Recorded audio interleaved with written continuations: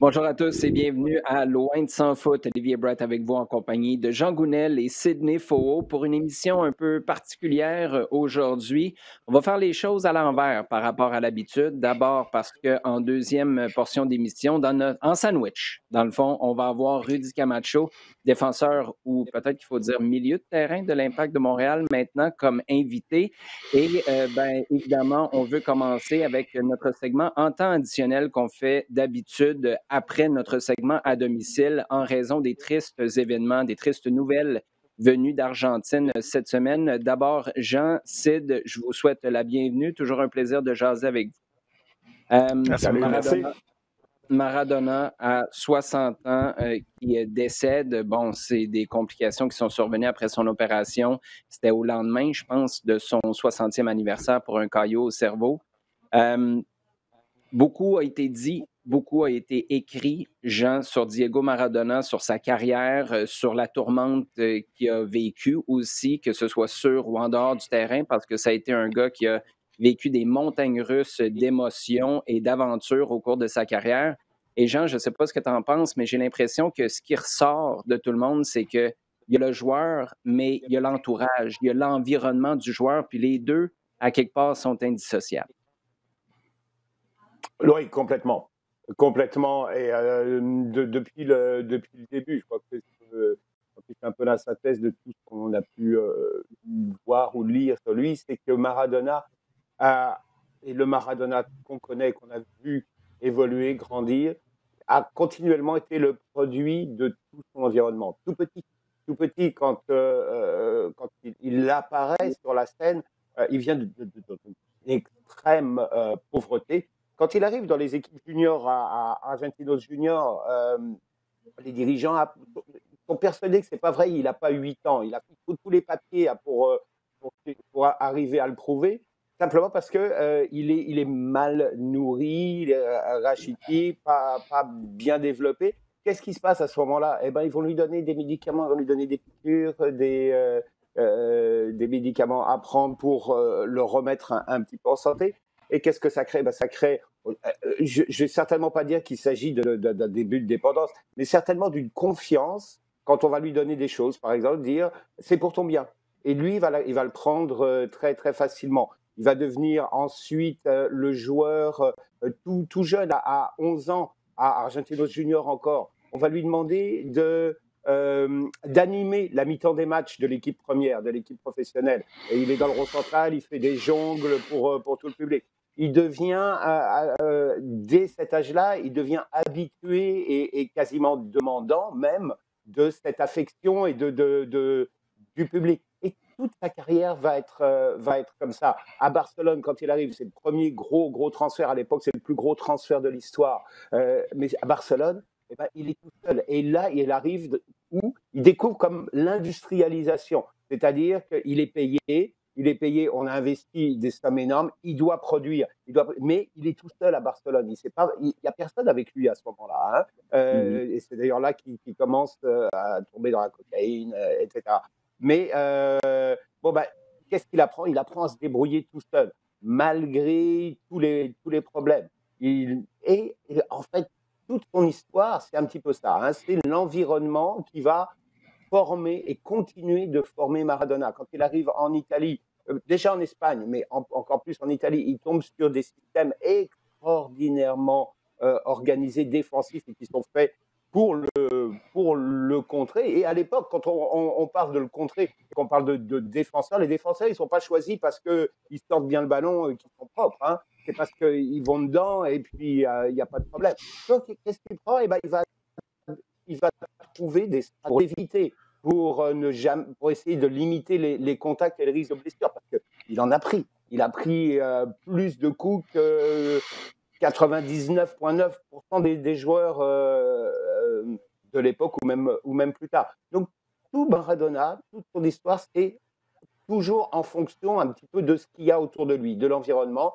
Et l'environnement qui n'a pas toujours été super propre. Et d'ailleurs, à Naples, eh ben, il y a cette ambivalence. Il y a Naples qui l'adore, qui en fait une divinité, qui en fait quelque chose de totalement extraordinaire.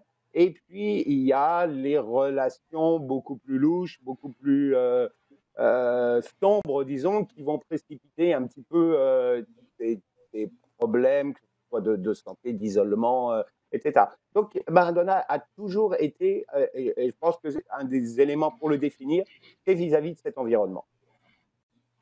C'est super intéressant ce que Jean dit, Sid, surtout la partie sur son plus jeune âge où on veut le mettre en valeur, à quelque part, on veut le voir euh, performer, entre guillemets. Et j'ai l'impression que toute sa vie, il y a toujours eu quelqu'un autour de lui qui tirait la couverte et qui voulait un morceau de Maradona. Maintenant, ben, ça va se transformer en icône, en image. Écoute, le merchandising qui va se faire autour de Maradona, tout ce qui va se produire au cours des prochaines semaines, des prochains mois, ça va être hallucinant. Et cette image-là, je parlais d'indissociable entre son environnement et sa personne. Ben, il y a sa carrière et l'image de sa carrière. Tu sais, juste les photos qu'on voit passer depuis son décès. Premièrement, y a-t-il quelqu'un sur la planète à part nous trois qui n'a pas une photo avec Diego Maradona? L'impression que tout le monde en a une. Ça montre à quel point, tu sais, il a fait la tournée, il était généreux de sa personne, peut-être au détriment de sa personne aussi, mais l'image, vraiment, là, au sens large, c'est quelque chose qui avait une place hyper importante dans la vie de Diego Maradona, puis qui va continuer de l'avoir aussi. Oui, tout à fait. C'est un produit culturel. C'est une personne qui représente et qui symbolise tellement de choses à différents niveaux. Il faut juste parcourir les rues de Naples pour s'en rendre compte, où on voit des portraits, Ouais. des fresques. Et c'est fou à quel point il est imprégné. On parle d'une religion à son nom. Il y a la symbolique du numéro 10. Est-ce qu'il y en a un qui a porté le numéro 10 d'une façon aussi grandiose que Maradona? Je pense que Pelé incarnait l'excellence footballistique, mais ce que incarne Maradona, c'est pas forcément au-delà, mais tellement différent dans l'imaginaire collectif et ce qu'il a réalisé à Naples, comme le dit Jean, de ces années comme de 84 ou 85 jusqu'à justement 91 et sa chute. Mais c'est fou. C'est fou. Naples n'avait jamais gagné le Scudetto. Naples n'avait même jamais concurrencé ou espéré aller gratter quoi que ce soit au Torino, à Milan, à la Juve. C'est ce qu'il a fait dans la symbolique du Nord contre le Sud, des pauvres contre les riches, des opprimés contre l'oppresseur. Voilà, c'est fou. Et Maradona, toute sa vie, en fait, est folle. C'est ça qui est sa carrière sportive, au-delà même de sa vie, est folle. Des personnes ont aussi, parfois, ça, comme on voit, le hors-terrain qui est parfois différent de ce qu'on a sur le terrain, mais c'est lui, c'est prendre le ballon comme il le prenait, virevolter comme il le faisait, aller au contact, aller au dribble, se battre. Je veux dire, pour moi, comme Barcelone, c'est la bagarre générale contre Bilbao. J'ai même pas en image un but, mais j'ai cette bagarre générale. Je dis, mais qu'est-ce que c'est? C'est une personne entier, passionné et vraiment très différent. C'est comme individuel dans un sport collectif, celui comme la Coupe du Monde 86. Oui, on parle beaucoup d'Argentine-Angleterre, mais allez voir Argentine-Belgique. Comme une personne qui décide de gagner un match et gagner après une Coupe du Monde. C'est hallucinant. Il est passé à quoi? À un penalty des Allemands de faire 2 Coupes du Monde de suite en 90 et battre l'Italie à Naples en 90. Mais sa vie est un film. Et d'ailleurs, comme la culture le lui rend bien, puisque de nombreux documentaires, de films, d'œuvres sont consacrés à lui. Mais il est tellement spécial. Je pense que malheureusement, comme souvent, c'est après la mort qu'on s'intéresse encore plus à quelqu'un et qu'on plonge dans sa vie et qu'on réalise et que je suis coupable de ça, parce que je me suis tapé tous les buts qu'il a marqués à Naples, je me regarde genre comme toutes sortes de choses et je me dis mais waouh, il y en a combien des Maradona? Genre, comme on parle vraiment de Jordan, de Ali, justement de Pelé et de Maradona, puis je dis, c'est fini pour le reste. Il n'y a personne qui atteint ces statuts-là. Et on le voit avec ses funérailles de 3 jours qui ont lieu en ce moment en Argentine. On le voit dans tous les hommages, on le voit dans toutes les photos. C'est le joueur préféré de tout le monde. C'est très, très spécial. La symbolique culturelle, c'est la culture foot. J'ai pas peur de le dire. il représente dans son imagerie, tout le monde le voit, le maillot habillé céleste, les petits shorts noirs, quand son mouvement qui est aussi symbolique finalement que le dunk de Michael Jordan, c'est une image, c'est quelque chose, Maradona, et c'est fou de voir, de constater à quel point il a touché autant de monde dans la Terre. En parlant des documentaires, Sid, tu me fais une belle passe sur la palette parce que j'ai vu que sur RDS2, dimanche soir, 19h30, on va présenter un documentaire sur la vie de Diego Maradona. Donc, à surveiller si jamais vous n'avez pas vu ce documentaire-là encore. Jean Sid vient de nous énumérer, juste comme ça, j'ai l'impression que la liste pourrait encore faire des heures et des heures, quelques événements marquants de la vie de Diego Maradona. Tu sais, je pense qu'on saisit mal l'ampleur de la pression qu'il y avait sur les épaules d'un gars qui a été signé à Naples. On a dit à ce moment-là que c'était la ville la plus pauvre d'Italie, qui se payait le joueur le plus riche, le plus dispendieux sur la planète. C'était aussi une époque où je pense que dans les journaux, à ce moment-là, on disait il n'y a pas de maire à Naples, les écoles sont tout croche, les services publics, c'est pourri, il n'y a pas de service, il n'y a pas de transport en commun qui a de l'allure, mais c'est pas grave. On a Diego Maradona. Et là, d'être capable de prendre cette pression-là, les attentes qui viennent avec, dans un stade à São Paulo où tu as 70-75 000 personnes qui attendent Maradona. Tu sais, cette photo-là de Maradona qui monte les marches au stade à Naples, il n'a jamais foulé le terrain encore une fois. Là. Il est en jeans, en T-shirt.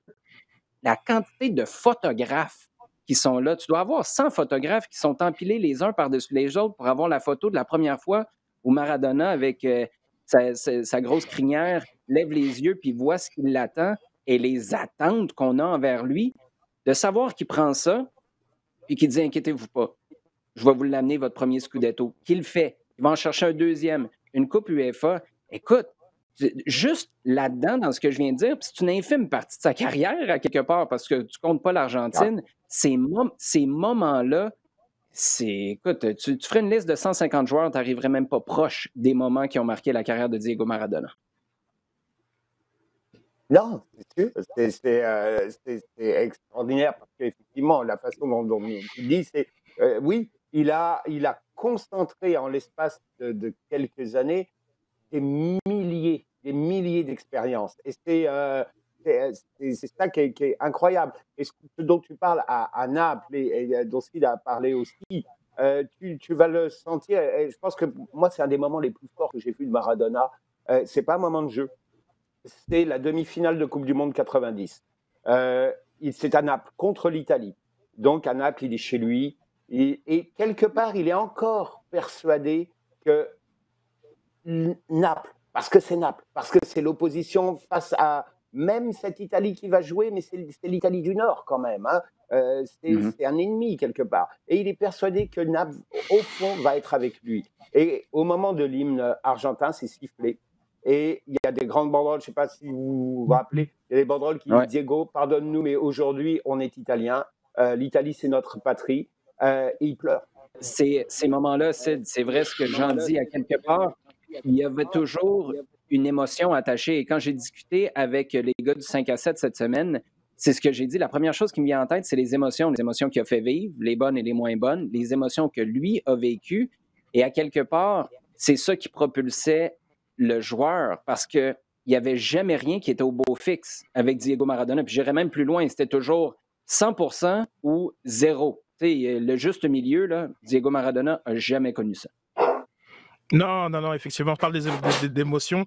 Je vais aller dans une tranche de mon enfance. Maradona, c'est la première personne dont j'ai vu mes parents avoir peur. Mes parents sont camerounais et pour moi, voilà, Italie 90, c'est Cameroun-Argentine, match d'ouverture du mondial. Et j'étais tout petit, et de voir mes parents véritablement terrifiés de ce petit bonhomme d'1m65 et se dire qu'on va prendre la raclée du siècle face à l'Argentine championne du monde. Moi, ma première peut-être émotion de foot finalement, je pense d'ailleurs, même si j'ai quelques souvenirs de Marseille juste avant qui perd la Ligue des Champions, mais c'est lié à Maradona. C'est ce petit bonhomme-là et que juste après le protocole, il prend le ballon d'une façon maradonesque, il le soulève et il se met à faire des jongles et je te dis mais c'est quel extraterrestre, c'est fou. On partage souvent cette séance en demi-finale contre le Bayern Munich où voilà, genre comme avec Life is Life, il avait un amour du ballon, on le voit jongler parfois des balles de ping-pong, des oranges, des balles de tennis. Je veux dire, allez voir ses coups francs, il en a marqué environ 60 dans sa carrière, c'est vraiment dans le top 3 des meilleurs tireurs de coups francs de l'histoire du football. Mais il y a des coups francs, il y a un coup franc contre la Juve qui est dans la surface de réparation, où il te soulève juste le ballon, mais il fait des choses hallucinantes. Et c'est ça, je pense parfois on oublie aujourd'hui dans le foot moderne, très orienté sur la statistique, la performance, que le football est un vecteur d'émotion avant tout. Et pourquoi il n'y a peut-être pas d'héritier genre comme de Maradona, parce que genre comme j'ose le dire, genre comme pour moi Messi n'est pas l'héritier de Maradona malgré toutes les similitudes, c'est cette émotion-là. Peut-être que Ronaldinho est peut-être genre comme celui qui a réussi à aller chercher quelque chose en termes d'émotion, d'amour pur du football et de donner pour donner. Parce que c'est ça Maradona. Maradona, c'était une générosité, genre comme Jean l'a dit tantôt, qui est folle, qui est débordante, qui est contagieuse et qui fait que finalement on est tous pour lui, même quand on est contre lui. Donc non, c'est un personnage fascinant, un personnage très fascinant. Je veux juste ajouter un petit quelque chose sur le commentaire que tu as fait sur ses habiletés techniques avec le ballon. Je regardais des images, je regardais des photos. Tout ça avec, là c'est un commentaire très niché, là, mais avec des souliers Puma, avec une languette à peu près épaisse comme ça. Écoute, chapeau, juste pour ça, Diego Maradona. C'est extraordinaire. Moi, j'ai passé ma vie à essayer de m'arranger pour que les languettes de mes souliers ne me dérangent pas. Puis lui, c'était, ah ouais, je vais être capable de dominer la planète au complet avec les languettes Puma dans les jambes. C'est pas plus grave que ça. Jean, peut-être une petite minute parce qu'on va passer à Rudy Camacho bientôt. Mais je voudrais t'entendre sur le genre de joueur qu'il est. On en parlait avec Sid avant d'entrer en onde. C'est le genre de joueur qu'on ne voit plus maintenant avec l'initiative individuelle. Peut-être que Cristiano Ronaldo, surtout au début de sa carrière, ressemblait un peu à ça. Donnez-moi le ballon puis je vais m'en occuper. Mais il n'y a personne qui s'approche de ce que Maradona faisait. Puis on a l'impression qu'on n'en verra peut-être plus jamais des joueurs comme ça. Non, non, c'est certain, parce que, comme Sid le dit, il avait une maîtrise du ballon qui était incomparable et que personne n'avait avant et n'a eu après. Éventuellement, peut-être Garrincha, pour ceux qui savent un peu qui c'était, mais il n'y a pas un joueur qui avait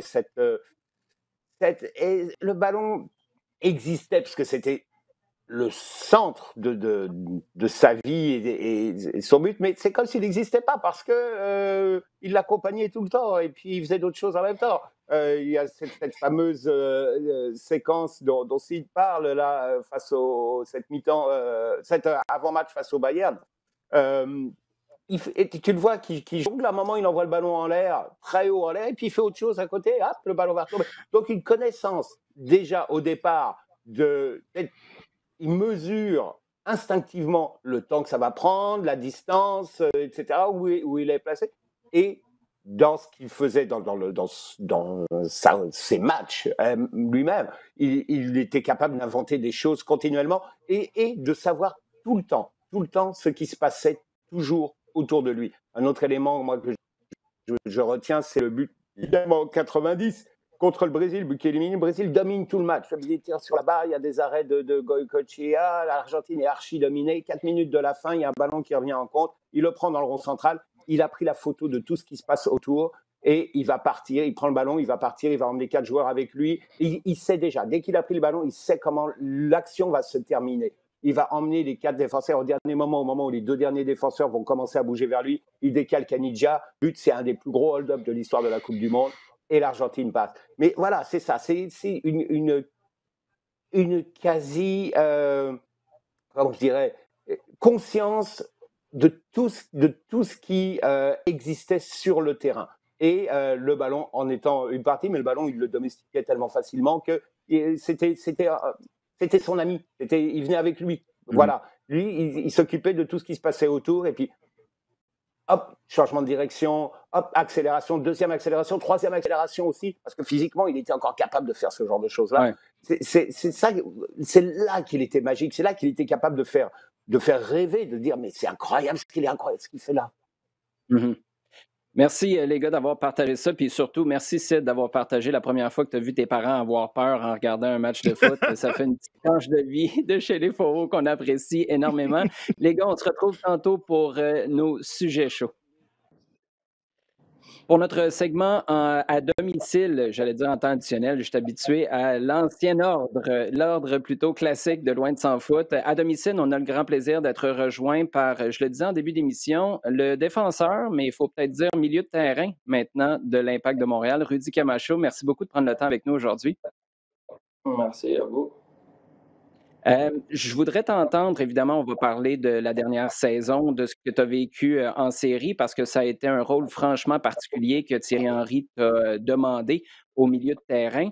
Mais d'abord, je voudrais t'entendre sur Diego Maradona. J'en ai parlé avec mes collègues tout à l'heure. Comment tu as réagi d'abord à l'annonce de son décès et Maradona, pour toi, qui fait une carrière dans le foot depuis longtemps maintenant, il représentait quoi?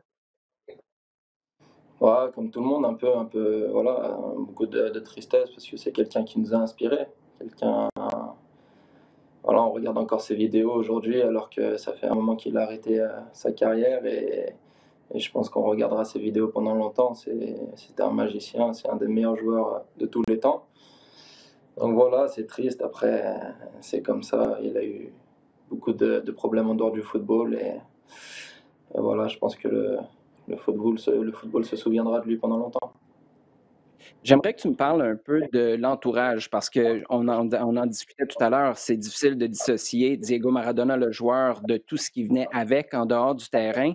Parle-moi, je ne sais pas si c'est à travers ton expérience, peut-être celle de coéquipier que tu as croisé dans ta carrière jusqu'à maintenant, mais l'importance de cette structure-là, de l'environnement, de l'entourage d'un joueur pour s'assurer que quand les moments deviennent difficiles ou quand il y a de la tentation, je parlais avec Rod Fanny il y a quelques mois, puis il me parlait de toutes les distractions qui peuvent survenir quand tu commences dans le monde professionnel et les pièges que ça peut représenter.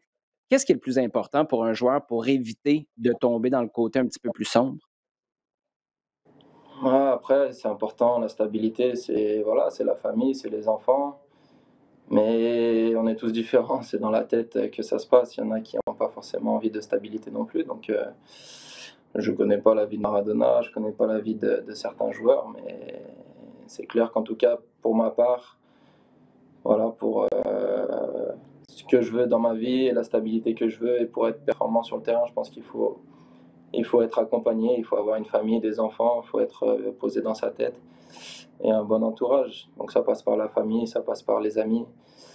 Et après, c'est à nous aussi de faire les bons choix et s'entourer de bonnes personnes. Je trouve ça intéressant, Rudy, que tu soulignes les enfants. Est-ce qu'il y a quelque chose, je pense à Samuel Piette, là, qui vient de devenir papa pour la première fois cette année. Est-ce qu'il y a quelque chose qui a changé dans ta carrière sportive entre l'époque pré-enfant et une fois que tu étais devenu père? Qu'est-ce que... Oui, ouais, c'est là où j'ai signé mon premier contrat pro la première fois que j'ai eu un enfant. Donc peut-être que Wow. ça a changé quelque chose. Je sais pas. Je sais pas. En tout cas, j'étais stable avant aussi. Donc après, comme je vous ai dit, ça dépend des personnes. À 20 ans, j'étais toujours avec ma femme d'aujourd'hui.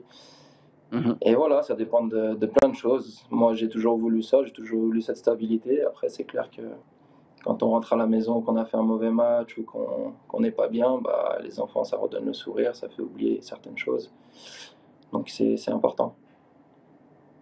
Bon, j'aimerais faire un petit retour évidemment sur la saison qui n'est pas terminée pour vous. Vous avez la Ligue des champions à jouer à la mi-décembre. Quand je réfléchissais à notre entretien d'aujourd'hui, il y a les propos de Bakary Sagna qui me sont venus en tête. Puis là, je vais nous amener un peu champ gauche avant de parler de soccer. L'année passée, j'ai demandé à Bakary qui est le mieux habillé chez l'Impact de Montréal. Était celui qui est sorti en premier. Bakary m'a dit, c'est Rudy Camacho. Il est toujours bien sapé, il est toujours bien habillé. Comment le fashionista en toi a vécu l'année 2020 où je présume qu'aller dans les magasins, c'était pas tout à fait la même chose que d'habitude? Ouais, mais Bakary vous a dit ça parce qu'il ne pouvait pas se citer, je pense. Mais Oui, il y a ça, mais quand même, numéro 2 derrière Bakary Sagna, c'est pas trop mal. non, j'essaie de bien m'habiller. J'aime bien, c'est vrai que j'aime bien la mode, mais pas plus que ça. Je passe pas mes journées dans les magasins. Non, ça m'a pas trop dérangé. J'aime bien être relax aussi et sur vêtements. Donc, cette année, ça m'a pas trop dérangé. Puis, on dépense moins. Donc c'est pas plus mal non plus. Et voilà, après, tout ce qu'il y a à côté, c'est vrai que c'est long et embêtant. Toute cette C'est période, le. c'est Ouais, compliqué tu pour tout le parles. monde. parles de survêtements, je présume que tu as eu l'occasion d'en porter en masse. Je faisais le calcul, je pense que c'est votre 6e quarantaine, cette année. Mhm.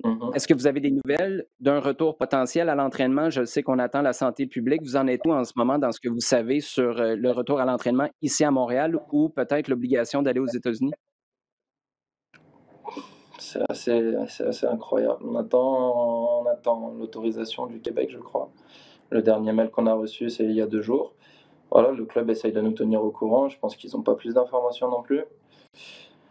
Donc on attend on a eu la confirmation du Canada, ce que j'ai compris, pas celle du Québec. On attend cette confirmation pour pouvoir s'entraîner, mais c'est vrai que là, ça fait une semaine sans rien faire, enfin des petits exercices à la maison. Pour ma Mmh. part, je suis encore à l'hôtel pour cause de travaux à la maison, donc je suis à l'hôtel encore. C'est compliqué, ça fait six quarantaines comme vous l'avez dit, ça fait beaucoup de préparation physique aussi, entre guillemets. C'est une année compliquée, voilà, on continue de s'adapter, il reste une dernière ligne droite et c'est long, mais c'est comme ça. Es-tu à l'hôtel à Montréal depuis le début de l'année? Est-ce que tu as passé toute ton année 2020 à l'hôtel aux États-Unis ou ici? J'ai passé la plupart du temps à l'hôtel, mais non, à Montréal, c'est pour cause de travaux. J'ai des travaux chez moi, donc depuis qu'on est revenu de New York, je suis à l'hôtel encore à Montréal. D'accord. Parle-moi de Ouais. ton, dernier match, le match que vous avez joué en série. Bon, évidemment, l'absence de Victor Wanyama, Samuel Piette, ça fait en sorte que Thierry Henry est à la recherche de solutions au milieu de terrain. Cette solution-là est passée par toi.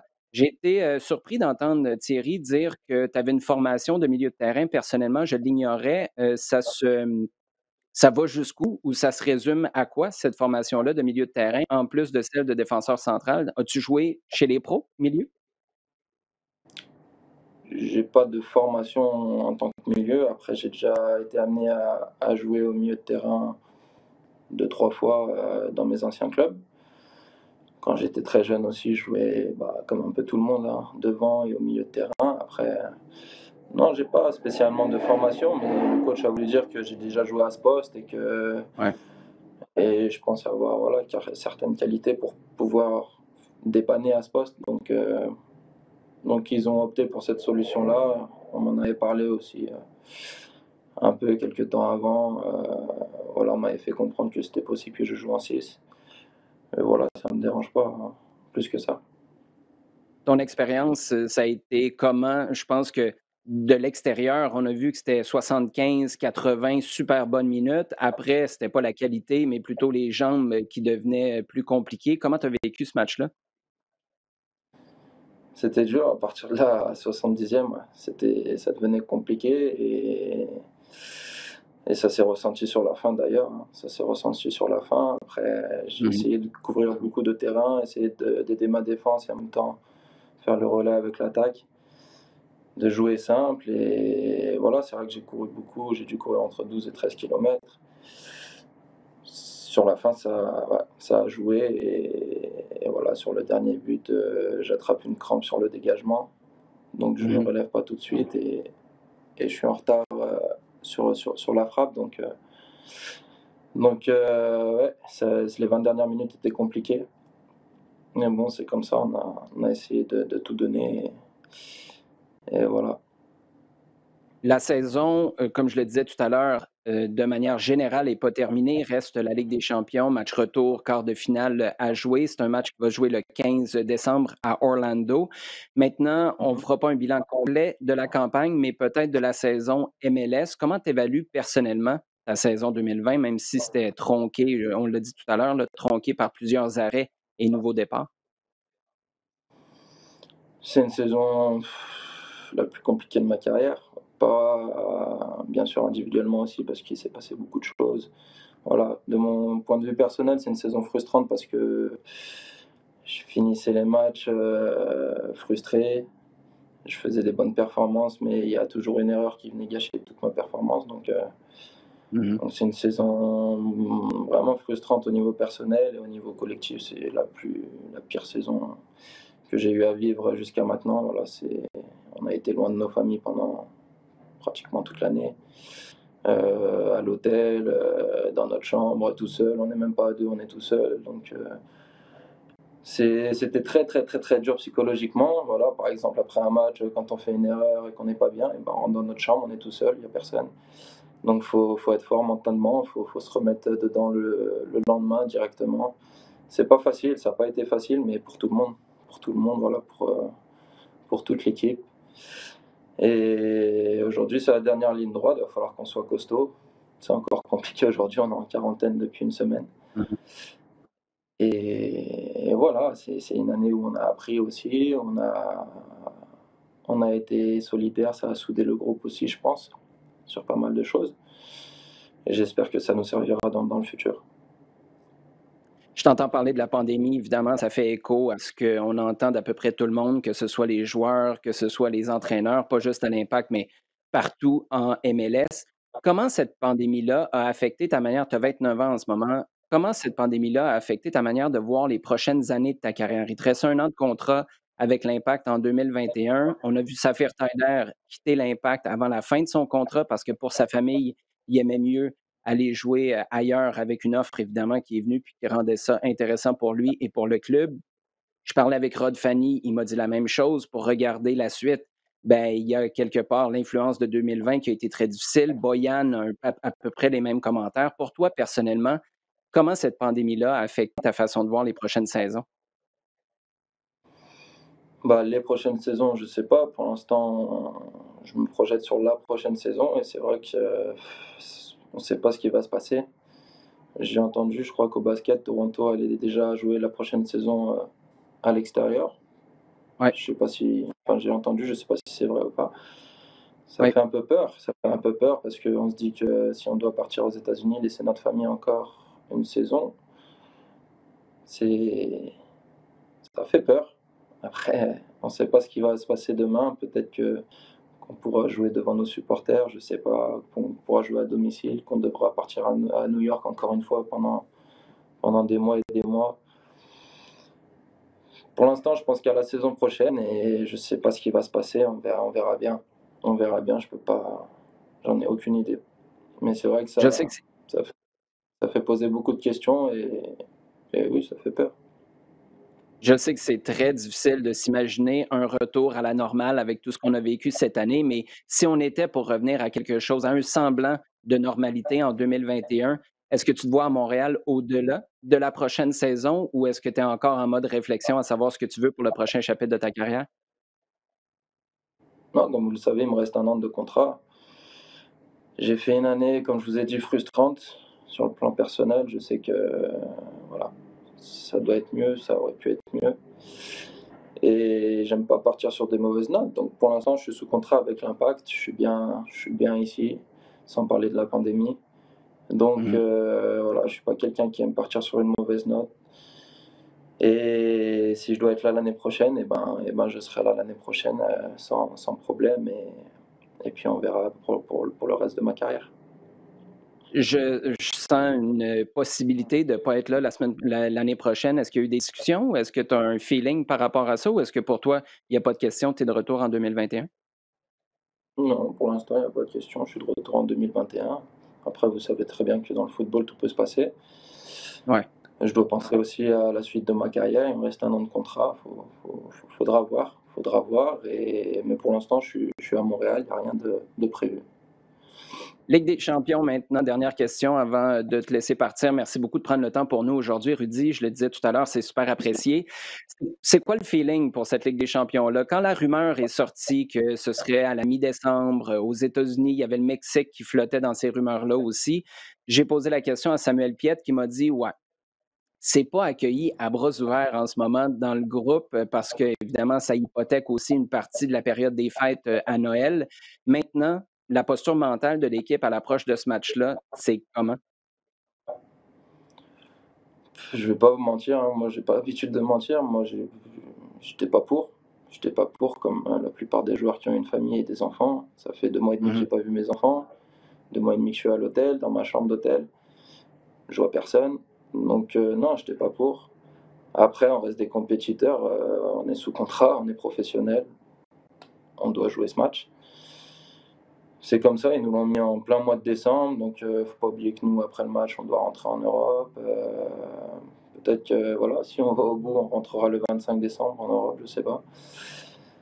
Donc non, moi je l'ai pas accueilli les bras ouverts. Après, c'est comme ça, quoi. On est sous contrat, on doit le jouer ce match. Et puis à partir du moment où tu dois le jouer, eh ben, il n'y a pas de souci, on va se donner à fond, on va le préparer comme il faut le préparer. Mais c'est clair que si j'avais eu le choix, voilà, si on me laisse le choix, non. Je préfère être auprès de ma famille et mes enfants. Maintenant, j'ai pas le choix, je dois le jouer, je reste professionnel et on donnera tout pour passer. Il y a 3 matchs pour aller en finale, donc autant tout donner, essayer de déjà gagner ce match retour. Je pense que c'est faisable. Et d'aller au bout, parce que si on reste là jusqu'au 15 décembre pour jouer le match, eh ben, autant en rester jusqu'au 23. Des propos, Rudy, qui résument parfaitement ce qu'on entend depuis le début de cette pandémie-là. Tu as l'athlète d'un côté, puis tu as l'humain de l'autre, puis des fois, il y a un conflit entre la façon de voir des deux côtés. C'est tout à fait compréhensible, mais évidemment, une fois rendu là, on va vous souhaiter d'aller jusqu'au bout puis d'avoir 3 matchs à jouer plutôt qu'un seul. Rudy Camacho, merci beaucoup d'avoir pris le temps, c'est super apprécié. Merci à vous, bonne journée et puis à bientôt. À bientôt. Au revoir. On retrouve maintenant mes acolytes Jean, Sid. On va parler des sujets chauds dans quelques instants. Mais d'abord, là, je ne sais pas ce que vous retenez des propos de Rudy Camacho, mais wow, j'ai l'impression qu'on pourrait écrire un livre sur ce qu'il vient de nous partager. Tu sens qu'elle a été lourde cette saison-là en 2020 pour Rudy Camacho, mais pour tout le monde de manière générale. Sid, tu retiens quoi? Une ou deux choses qui te sautent aux yeux, qui te sautent aux oreilles en l'écoutant? La lucidité dont il fait preuve sur ses performances sportives qui ont été inégales, si on peut dire, mais ensuite encore plus de lucidité sur le match contre New England, sur lequel je l'ai dit à plusieurs reprises sur les réseaux sociaux, moi il m'a impressionné. Genre, je pense vraiment que pour moi c'était Ah ouais. même le meilleur joueur de l'effectif, mais qui par la suite n'avait pas assez de jus pour finir le match adéquatement. Puis c'est comme ça apparu sur la dernière action dont il n'est pas vraiment responsable que lui, mais ça a apparu. Donc il y a cette lucidité sur l'ensemble de la saison et sur le match. Je trouve que ça rejoint ce que je pense du joueur, qui a une grande intelligence. C'est vraiment, oui, il est fin techniquement, mais c'est un joueur qui est intelligent, et ces commentaires-là me confirment dans ce que je pense. Parce que beaucoup de joueurs parfois vivent dans des illusions de ce qu'ils font et de ce qu'ils projettent, mais sur Rudy Camacho, on est quand même assez aligné. Et ensuite, humainement, cette saison de 2020, qui est dont parfois on ne soupçonne pas à quel point elle peut être lourde pour les joueurs. Et je crois qu'on a eu un véritable exemple concret de à quel point ça affecte le moral, la motivation et le quotidien tout simplement de ces joueurs de foot. Et c'est des choses qui ne transparaissait pas tant finalement lorsqu'on prenait connaissance des nouvelles de l'équipe et autres. Jean? Oui, pareil. Je crois. Attends, ça arrive juste après une discussion d'une demi-heure sur Maradona. À quel point tu te rends compte que l'humain et le sportif, ils sont collés, ils sont indissociables. Indissociables et que l'un nourrit l'autre et l'un peut perturber l'autre continuellement. Parce que il le dit, regarde, j'ai fait un match, je fais une erreur, je rentre chez moi, je suis tout seul. Et puis voilà, tu vois l'image complètement, tu te dis, bon, il va passer sa soirée à ressasser ça, et puis c'est noir, quoi, complètement. Donc, tu vois à quel point c'est ça, et à quel point, semaine après semaine, jour après jour, pendant plusieurs mois, c'est insoutenable. Sid, as-tu été surpris? Moi, ça m'a pris de court un petit peu l'entendre parler du fait qu'il n'avait pas envie de quitter sur une note comme ça. Tu as une année de contrat, à moins, lui est en train de faire des travaux à la maison. Là. Je ne sais pas s'il y a eu un dégât d'eau ou s'il est en train de s'installer. Là. Je ne suis pas allé dans l'intimité de ses rénaux à la maison. Ce sera peut-être pour une émission, ça, sur une autre chaîne l'année prochaine. Mais as-tu été surpris? Est-ce que c'est moi qui interprète un petit peu trop loin, qui cherche à lire entre les lignes? Ou toi aussi, tu entends quelqu'un qui dit, ça se peut que le club décide de me chipper ailleurs. Et quand il dit, il faut que je pense au reste de ma carrière, dans le fond, moi, ce que j'entends, puis c'est 100% de l'interprétation. Là. Et ce que j'entends, c'est si quelqu'un d'autre était pour m'offrir un contrat de 3 ans, 4 ans ailleurs, et que le club était satisfait de me laisser partir, ben, il faudrait que j'y réfléchisse pour vrai. Et c'est peut-être un scénario auquel on doit s'attendre au cours des prochaines semaines, des prochains mois. Ah oui, tout à fait. Parmi les choses qui m'ont mis la puce à l'oreille, les travaux à la maison. Tu te dis, bon, une personne qui fait des travaux à la maison, investit, et peut-être comme a envie de rester sur la durée. En même temps, Laurent Simon avait acheté une maison dans les 6 mois, je pense, avant son départ. Donc, C'est vrai. ça change pas. C'est pas, voilà, c'est toujours des interprétations. Maintenant, on voit aussi que, tout simplement, lorsqu'il parle de Toronto, parce que moi, c'est comme une deuxième cloche, Toronto, les Raptors, et qu'on parle du fonctionnement de la saison de 2021, il y a des considérations et que je pense sincèrement qu'il y a des joueurs qui n'embarqueraient pas dans quelque chose qui serait proche d'une saison type bulle où les équipes canadiennes devraient être sur le territoire américain. Et là, alors, on a véritablement encore une fois les conséquences de cette saison, les conséquences sur l'humain, sur le fait de voir sa famille directement. On l'a vu, l'équipe aussi, elle était quand même mieux en place quand Patrice Bernier était avec l'équipe dans les 2 dernières semaines. Ça Mhm. paraît sur ce staff sur le banc. Moi, il y a un plan qui m'avait marqué quand même où je le voyais à côté de Dapadou, de Nancy, et tu te dis, voilà, donc, comme Thierry Henry, il est entouré, et ça, c'est des choses comme ça, des micro événements qui affectent la qualité, enfin, les performances de l'équipe. Donc, je pense aussi qu'on ne s'en rend pas compte à quel point la saison 2020 le fonctionnement de la prochaine saison va affecter les décisions qui vont être prises par Olivier Renard, par Thierry Henry, et surtout Mhm. par l'ensemble des joueurs. Je ne crois pas que dans une saison normale, Safir Taider décide d'aller en Arabie Saoudite. Je n'en suis pas persuadé. Donc, c'était très intéressant. Et comme il y avait à date, il est en contrat pour 2021. C'est sa dernière année de contrat. Donc, c'est tout à fait normal pour un joueur de foot de réfléchir à la suite. Mais oui, non, ça m'a interpellé, effectivement. Et je te confirme, Sid, que dans une année normale, tu n'as pas un gars aussi important qui a joué autant de minutes dans une saison qui dit moi, j'étais pas pour jouer le quart de finale retour en Ligue des Champions. Ça te montre à quel point c'est un univers parallèle en 2020. Les gars, ça fait une semaine déjà que l'Impact a été éliminé des séries MLS. Tu en parlais tout à l'heure avec cette défaite-là face aux Revs, où Rudy Camacho a été utilisé comme milieu de terrain. Avant de passer à nos questions qui nous ont été posées sur Twitter, Jean, peut-être un petit commentaire sur ce qu'on a appris. En fait, est-ce qu'on a appris quelque chose sur Thierry Henry, l'entraîneur en 2020? Oh, certainement.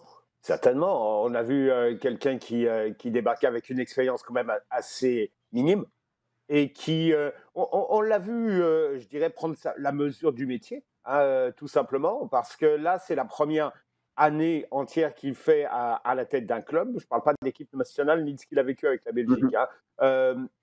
On a vu son apprentissage. On a vu son apprentissage dans sa façon dont il est allé d'abord prendre contact avec le groupe, la façon dont il a commencé à regarder un petit peu les joueurs qui pouvaient apporter quelque chose à l'équipe, et puis petit à petit prendre la mesure de ce qu'il avait sous la main. Et on l'a vu et on a réussi en fait petit à petit.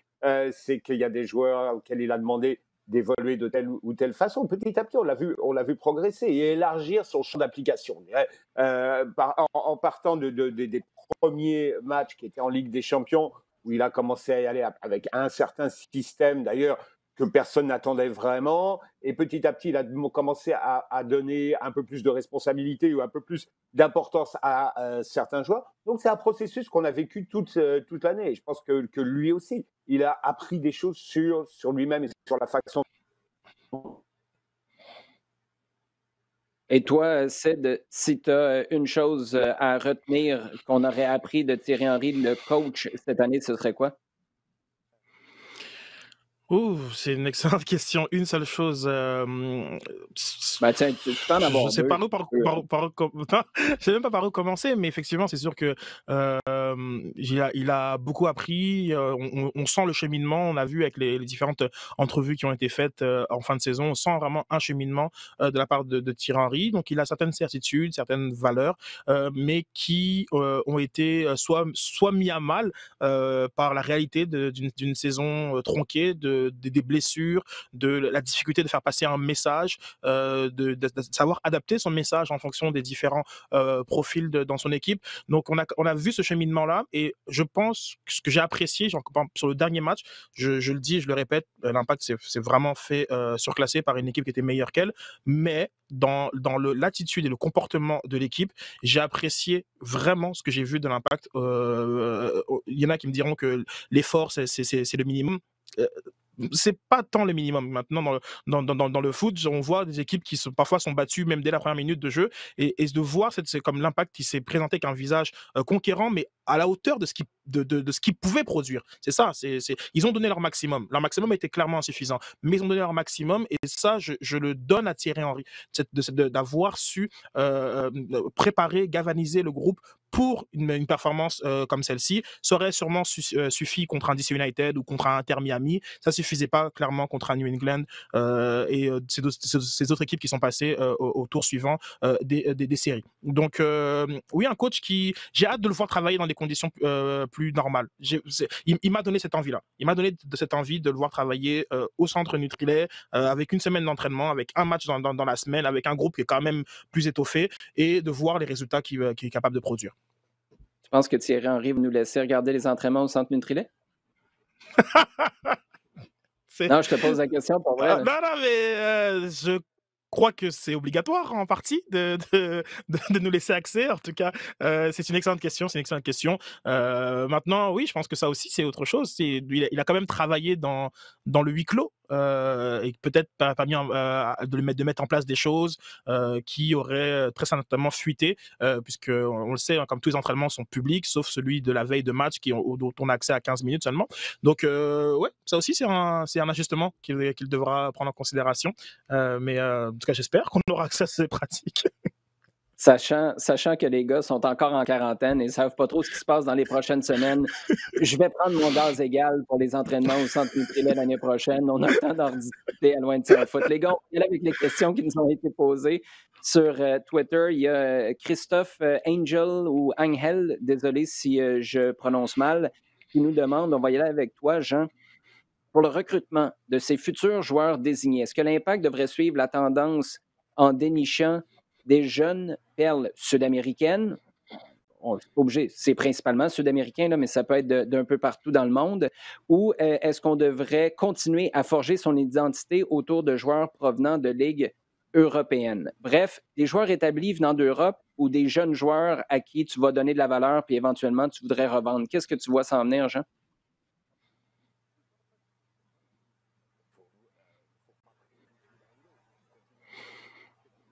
On a un petit problème encore une fois avec Jean. Sid, on peut y aller avec toi peut-être pour répondre à cette question-là?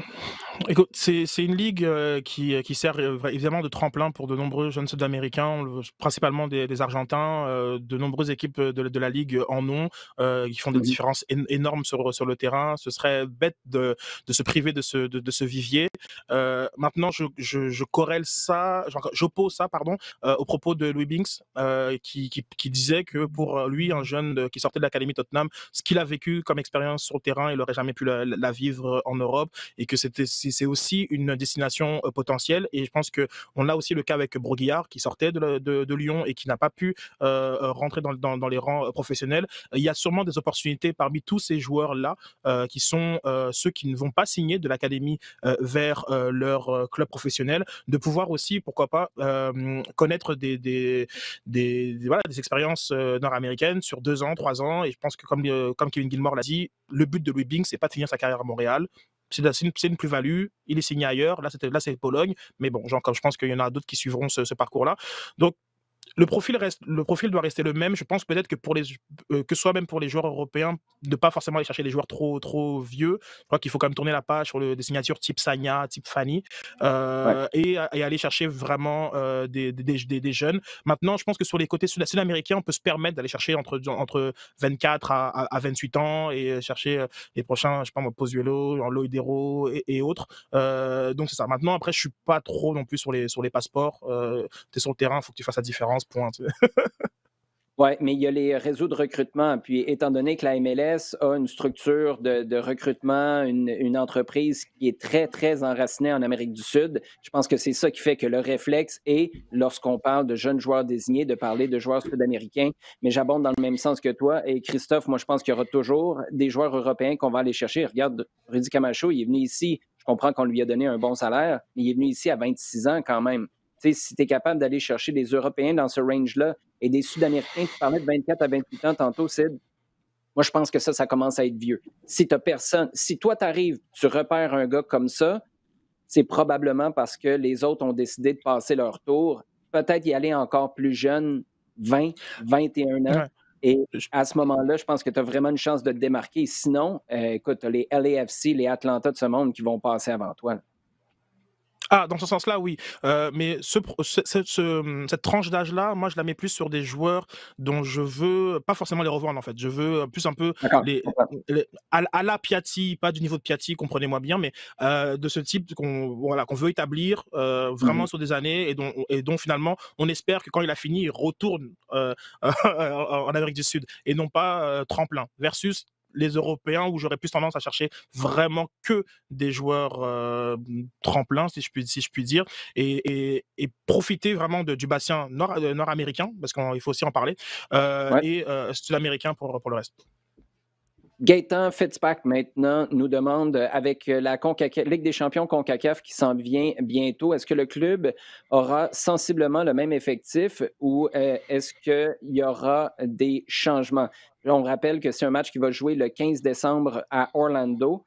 Match retour, puisque le premier match a été joué au Stade olympique juste avant la pandémie. C'était une défaite de 2-1 de l'Impact, ce qui garde la porte ouverte. Rudy Camacho le disait tout à l'heure, c'est toujours possible d'aller passer en demi-finale. Mais si on s'écarte du match puis on regarde un petit peu l'effectif, Jean, il y a notre collègue Jérémy Filosa qui a fait l'inventaire des contrats chez l'Impact de Montréal au cours des derniers jours. Est-ce qu'il y a une situation en particulier qui te frappe et est-ce que ça pourrait influencer le groupe qu'Henri va avoir lorsqu'on va arriver à ce match-là de Ligue des champions? Non, je pense pas. Je pense pas parce que on parle d'un match qui a lieu dans 2 semaines et demie. Hein. C'est pas dans 3 mois là.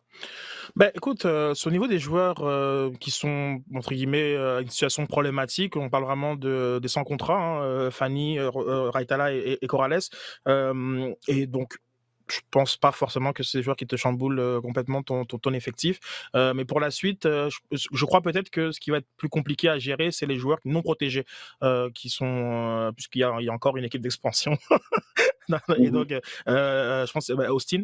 Et donc voilà, donc il y a une liste de joueurs non protégés. Maintenant, on peut être très stratégique. Il y a des joueurs dont le salaire est trop élevé, donc ils vont pas être considérés. Des joueurs internationaux non plus qui vont pas être considérés aussi pour des questions de place. Donc il y a des façons de construire sa liste pour ne pas se faire repêcher n'importe qui. Mais oui, je crois que au final, c'est intéressant de voir que la structure de l'équipe va être assez similaire. Je ne crois pas forcément que l'Impact puisse récupérer des joueurs de blessures selon les différents. Je pense que ce soit Chouanière, que ce soit comme Chaume, on l'a vu avec l'opération, Raitala aussi. Je pense pas que c'est des joueurs qui vont revenir dans l'effectif. Mais non, c'est intéressant de voir que finalement. Après, il y aura des grandes manœuvres parce que il faut comprendre que 6 mois avant l'échéance d'un contrat, le joueur est libre de négocier. Il y a des joueurs aussi qui voudront sortir de ces questionnements, un peu comme Rudy Camacho, de la dernière année de contrat. Et là, il y en a quand même beaucoup qui sont dans cette cas de figure et qui vont sûrement peut-être dès janvier négocier pour partir. Donc ça aussi. Mais pour la Ligue des Champions, concrètement, je pense qu'on va avoir le même effectif. Oui, il y a juste un cas d'exception, c'est celui de Boyan. Bon, tous les scénarios peuvent lui permettre de participer à ce match-là, mais rappelez-vous, Olivier Renard a dit il y a une date une date butoir. C'est comme ça que je l'ai interprété pour prendre la décision. C'est un peu comme à l'époque, en 2019, c'était le mois de mai où tu devais prendre une décision sur l'option de 2020 sur le contrat de Rémi Garde. C'est quand cette date-là pour Boyan? C'est-tu la semaine prochaine? À partir du moment où tu dis à Boyan, on ne te ramène pas l'an prochain, si c'est le cas.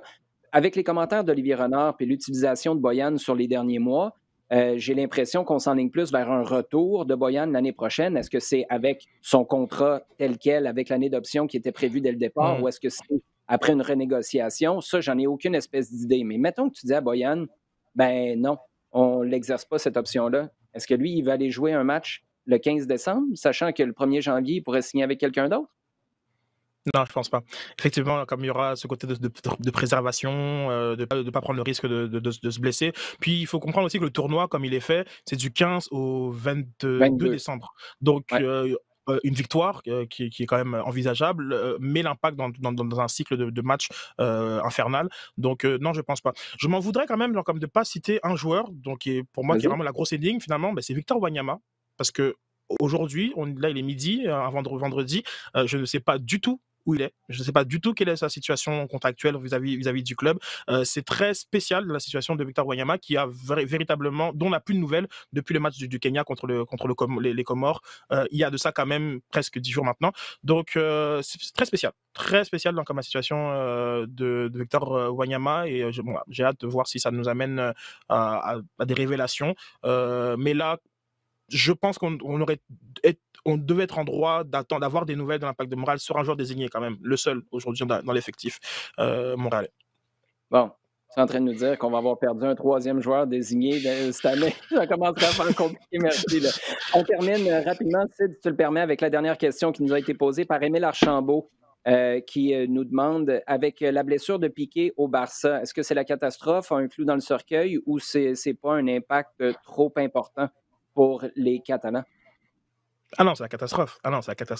Je pense que genre, comme sa blessure, ça vient dans le contexte qui a commencé depuis le non-renouvellement de Lionel Messi. On est dans une catastrophe industrielle. Jean Piqué, ça reste l'un des morceaux importants de l'âme de l'équipe, de ce que représente l'idée, de ce que représente Barcelone dans l'esprit de beaucoup de gens. Donc, sachant même que Samuel Umtiti n'est pas de retour avant 2 semaines, en date d'aujourd'hui, des commentaires de Koeman, je pense que c'est une saison qui à tout point de vue s'annonce plus que compliquée pour Barcelone. On est vraiment complètement dans une fin de cycle totale. Et je suis obligé de parler du renouvellement de contrat de Guardiola à City. Pour 1+1, ça fait souvent 2. Donc, je suis vraiment très sceptique pour l'avenir de Barcelone. Peut-être que la chance qu'il y a, c'est que d'un point de vue relatif, au Real, ça va pas forcément si bien aussi en Liga. C'est une Liga qui a l'air assez ouverte, et donc peut-être que il y aura de quoi rattraper l'Atlético pour la Liga. Mais voilà, c'est une énorme perte. Quand on se compare, on se console. Je pense que c'est ce que je vais retenir du fait que tu as amené le Real dans cette discussion-là, alors que le Real n'a jamais fait partie de la question, Sid. Je te le rappelle. Les gars, toujours un plaisir d'avoir discuté avec vous, jaser foot comme ça, avec une belle entrevue avec Rudy Camacho en plus, pour nous donner un petit peu de carburant pour nos analyses, nos réflexions. Toujours un plaisir. On se retrouve la semaine prochaine, et merci à vous à la maison d'avoir écouté ce podcast. Vous pouvez le faire à toutes les semaines sur la RDS.ca/balado-diffusion, sur iHeartRadio et toutes vos plateformes préférées. On vous invite d'ici notre prochain épisode à nous poser vos questions sur Twitter en utilisant le hashtag LDSF.